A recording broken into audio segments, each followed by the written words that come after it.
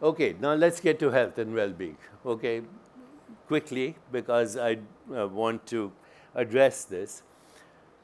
95% of all illness today is what we call epigenetic. Epigenetic means not governed by your genes. Only 5% of illness comes from genetic mutations. 95% is because of some experience that went wrong or some story that we hold true that went wrong. And it was a totally provisional story. So now we know that 95% of all chronic illness, I'm not talking about acute illness, you fall and you break your leg or something like that, no.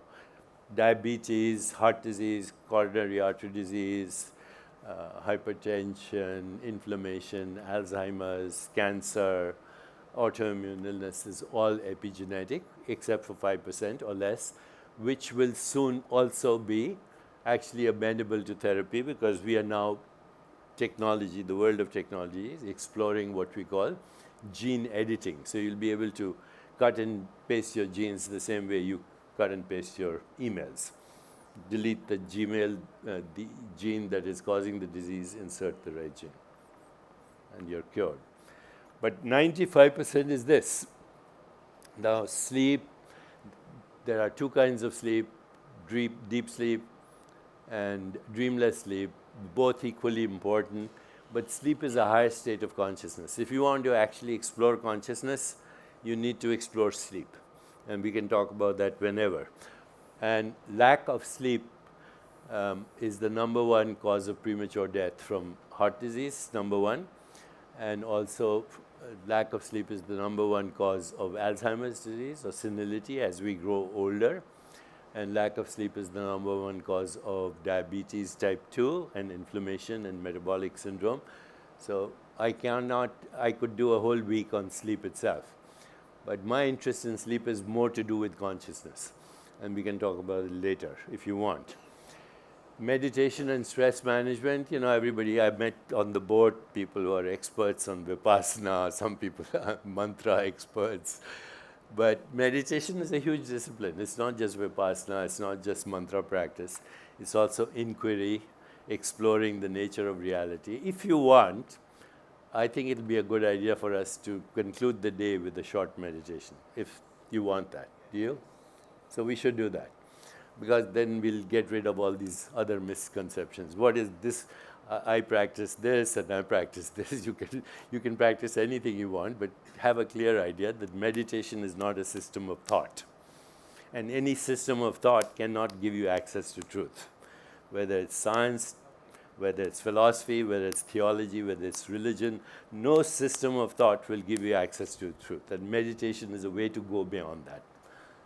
And then given that, then you can practice anything you want, as long as you understand the practice. And we'll do one. And stress management, yoga, movement, pranayama.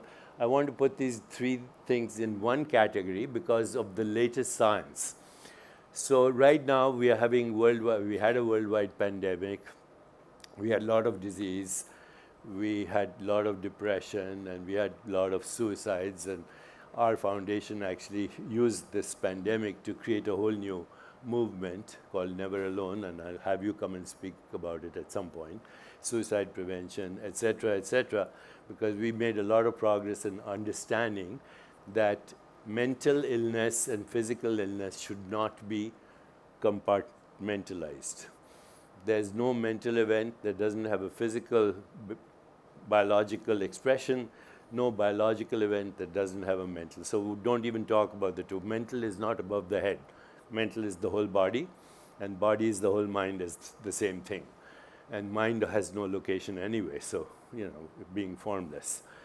So what we found in this pandemic, our foundation, we had some librarians to see who was getting sick, who was dying, who was getting sick, and everybody who got sick.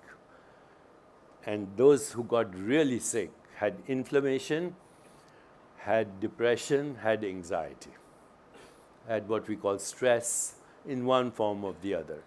So just to, what is stress? Stress is the perception of physical or emotional or psychological threat, period.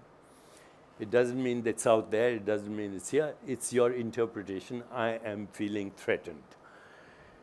And so stress can take any form. What we call anger is the memory of trauma in the past. That's what anger is. When you say something to somebody and they get angry, it's not because of what you said. That may be the precipitating factor, but there's a memory of trauma that triggers that. So memory of trauma, and everybody has been traumatized, so everybody has anger. Okay? But hostility, not everybody has. Hostility is a dangerous emotion. Anger is okay once in a while. It's unnecessary, but it's fine. But hostility is a toxic emotion. Hostility means you hold a grievance, you want to get even, you want vengeance, you want so-called justice, etc. That's the dangerous emotion, causes inflammation.